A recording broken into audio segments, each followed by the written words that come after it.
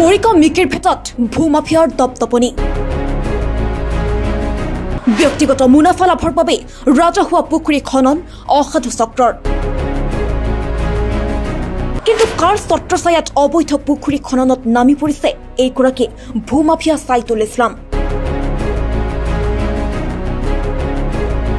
ব্যক্তিগত মুনাফা লাভৰ বাবে ৰাজহুৱা পুখুৰী খনন কৰিবলৈ কোট সাহস পালে এইজন সাইদুল ইছলামে ঘটনা মৰিগাঁও মিকিৰভেটা থানাৰ অন্তৰ্গত ধুৱাখাপ গাঁৱৰ ৰঙাতৰীয়া গাঁও পঞ্চায়তৰ অধীনত থকা এইটো হৈছে মীন পালন কৰা এটা ৰাজহুৱা পুখুৰী এই পুখুৰীটো সাইদুল ইছলাম নামৰ এইগৰাকী ভূমাফিয়াই জেচিবি লগাই পুখুৰী খান্দি মাটি বিক্ৰী কৰাৰ গুৰুতৰ অভিযোগ উত্থাপন হৈছে মিকিৰভেটা আৰক্ষী থানাত এই কথা জনোৱাৰ পাছতো অভিযুক্তক বৰ্তমান পৰ্যন্ত কৰায়ত্ব কৰিব নোৱাৰাত উপায়ন্তৰ হৈ স্থানীয় লোকে এই সন্দৰ্ভত খিলঞ্জীয়া সুৰক্ষা সমিতি অসমৰ মৰিগাঁও জিলা সমিতিক উক্ত ভূমাফিয়াজনৰ সবিশেষ উল্লেখ কৰি এখন লিখিত আবেদন দিয়াৰ পাছতে খিলঞ্জীয়া সুৰক্ষা সমিতি অসম মৰিগাঁও জিলা সমিতিৰ এটা সজাতি দলে আহি চৰজমিন তদন্ত কৰাৰ পাছতে ঘটনা পোহৰলৈ আহিছে এই বাতৰিৰ পিছত উচিত তদন্ত হ'বনে সেয়াহে এতিয়া লক্ষণীয় হ'ব হয় আমাৰ এই ফিচাৰীটো হ'ল ৰঙাদৰীয়া পঞ্চায়তৰ অন্তৰ্গত ভূবান্ধা ব্লকৰ এই ভূবান্ধা ব্লকৰ ফিচাৰীটো আমি জনাত ইয়াৰ আগতে যিকেইগৰাকী ব্যক্তিয়ে এই ফিচাৰীটো 2 বছৰ নে 3 বছৰৰ কাৰণে লিজত লৈছিল তেওঁলোকৰ এই বছৰ লিজ শেষ হৈছিল শেষ হোৱাৰ পিছত তেওঁলোকে কি আলোচনা কৰিছে কাৰ লগত আলোচনা কৰিছে আমি নাজানো ইতিমধ্যে আমি ব্লকত খবৰ লৈ বা পঞ্চায়তৰ সভাপতিৰ ওচৰত খবৰ লৈ আমি গম পালোঁ যে তেওঁলোকক ইতিমধ্যে তেওঁলোকৰ কোনো ধৰণৰ অনুমতি দিয়া নাই তথাপি তেওঁলোকে কৈছে যে আমি আৰু 2 বছৰলৈ লৈছোঁ লৈ পেলাই আমি ফিচাৰীটো অলপ খান্দি লৈছোঁ কিন্তু খান্দি লোৱাত আমি জানিব পাৰিলোঁ যে ব্লকৰ ফালৰ পৰা হওক বা পঞ্চায়তৰ ফালৰ পৰা হওক কোনো ধৰণৰ অনুমতি তেওঁলোকক দিয়া নাছিল গতিকে তেওঁলোকে কিহৰ বাবে এইবিলাক কৰিছে আৰু কাৰ স্বাৰ্থত কৰিছে কাৰ অনুমতি পাই কৰিছে আমি সেইটো নাজানো তাৰ বাবে আমি মৰিগাঁও জিলা ভূমি সুৰক্ষা সমিতিক ভূমি সুৰক্ষা খিলঞ্জীয়া সমিতিক আমি এটা অভিযোগ দিছিলোঁ তাৰ অভিযোগ মতে আপোনালোকক আমি লগ পালোঁ সেয়েহে এইখিনিকেই আমি ক'ব বিচাৰিছোঁ যে ইয়াৰ উচিত তদন্ত এটা হওক কাৰণ এই ফিচাৰীটোৰ ওপৰত গোটেই পঞ্চায়তটোৰ এটা নিবনুৱা সমস্যাৰ সংস্থাপন হয় গতিকে সেই নিবনুৱা সমস্যা সংস্থাপন হ'বৰ বাবেও যিসকলে নিৰ্ধাৰিত টেণ্ডাৰত এই বস্তুটো পায় তেওঁলোকক দিব লাগে আৰু এনেধৰণৰ দুৰ্নীতি কৰি কোনোবাই যদি এই ফিচাৰীটো হস্তগত কৰিম বুলি ভাবিছে তেওঁলোকক আমি সাৱধান হ'বৰ বাবে অনুৰোধ জনাইছোঁ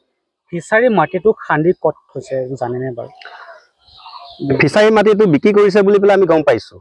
ক'ত বিক্ৰী কৰিছে গম পাই আমি দেখাত আমি দেখিছোঁ যে চতৰবুৰী মছজিদত যিখন আমাৰ এতিয়া নতুন চতৰবুৰী হৈছে আমাৰ গাঁৱৰ সন্মুখতেই এটা মছজিদ বনি আছে তাত কেইগৰাকী মাটি বিক্ৰী কৰা দেখিছোঁ আৰু ইফালে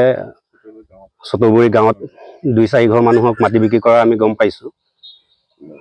নামটো জানে নেকি বাৰু যিজনে খান্দিছে বা যিজনে লিজত লৈ আছে লিজত লোৱাজনৰ নামটো কি হয় লিজত লোৱাজনৰ নাম আমি সাইদুল ইছলাম বুলি জানো চতৰবুৰী গাঁৱৰ খানাজনৰ নাম জানে নেকি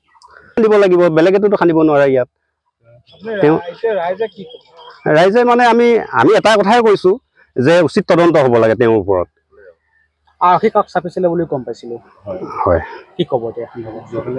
যোৱাকালি আৰক্ষী আহিছিলে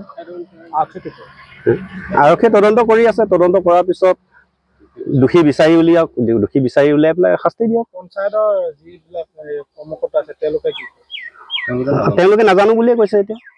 পঞ্চায়তখনৰ নাম কি হয় ৰঙাদৰীয়া গাঁও পঞ্চায়ত মানে কি আৰু তেওঁলোকে আমাৰ খিলঞ্জীয়া সুৰক্ষা সমিতিৰ মৰিগাঁও কাৰ্যালয়লৈকে এখন লিখিত অভিযোগ দিছে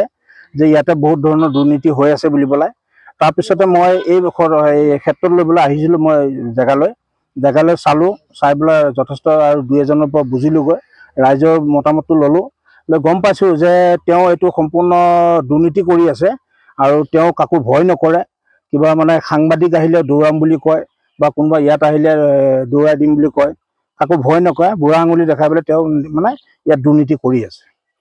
কিহৰ দুৰ্নীতি কৈছে আপুনি দুৰ্নীতি কৰা বুলি কৈছে কিহৰ দুৰ্নীতি কৰিছে কিহৰ মানে ইয়াৰ ৰাজহুৱা যিটো এই মাটিটো ফিচাৰীটো এইটো ৰাজহুৱা হয় ৰাইজৰ এই বস্তুটো তাৰমানে ইয়াৰ পৰা মাটি কাটি পেলাই নি পেলাই বেলেগত বিক্ৰী কৰি আছে আৰু আমি তালৈ গ'লোঁ য'ত বিক্ৰী কৰিছে তাতো আমি বুজিলোগৈ যে মাটিটো তেওঁ বিক্ৰী কৰাটো সত্য হয়,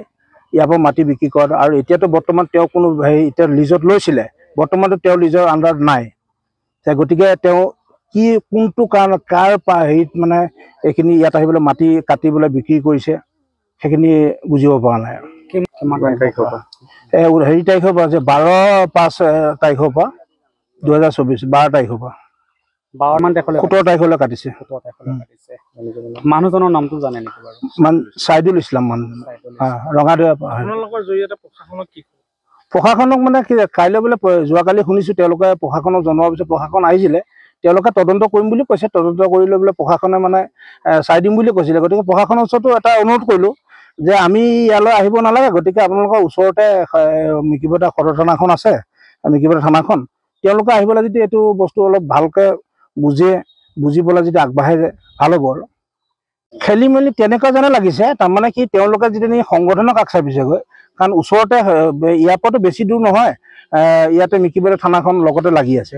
তেওঁলোকে প্ৰশাসনক আগ নাচাবি আমাৰ সংগঠনৰ আশ্ৰয় লৈছেগৈ। তাত কিবা এটা হয়তো ৰহস্যজনক কথা আছে চাগে। ক'ৰবাত ওপৰে নোৱাৰ কাম তলে কৰি আছে নেকি বাৰু? তেনেকুৱাও হ'ব পাৰে। তেওঁলোকে যেতিয়া আমি যিটো বুজি পালোঁ, ইনডাইৰেক্টলি বুজি পাইছোঁ যে তেওঁলোকে যেতিয়া আমাৰ কাৰ্যালয়ত আহি পেলাই এখন দিছে, আহি থানাত দিব লাগে বা প্ৰশাসনক জনাব লাগে, আমাৰ ওচৰত দিছে, হয়তো কাৰোবাৰ লগত মিলাপ্ৰীতি চলি আছে চাগে। এই ক্ষেত্ৰত খিলঞ্জীয়া ভাষা সমিতি অসমৰ ভূমিকা কি হ'ব? ভূমিকা মানে কি, এই বস্তুটো আমি ৰাইজে যেনেকৈ বিচাৰিছে সেইখিনি আমি সম্পূৰ্ণ ৰাইজৰ লগত আছোঁ, আৰু ৰাইজে যেনেকৈ বিচাৰিছে তেনেকৈ আমি কামখিনি কৰি দিম। মৰিগাঁৱৰ পৰা মনোৰঞ্জন মহন্তৰ ৰিপৰ্ট, সচ দ্য ৰিয়েলিটি।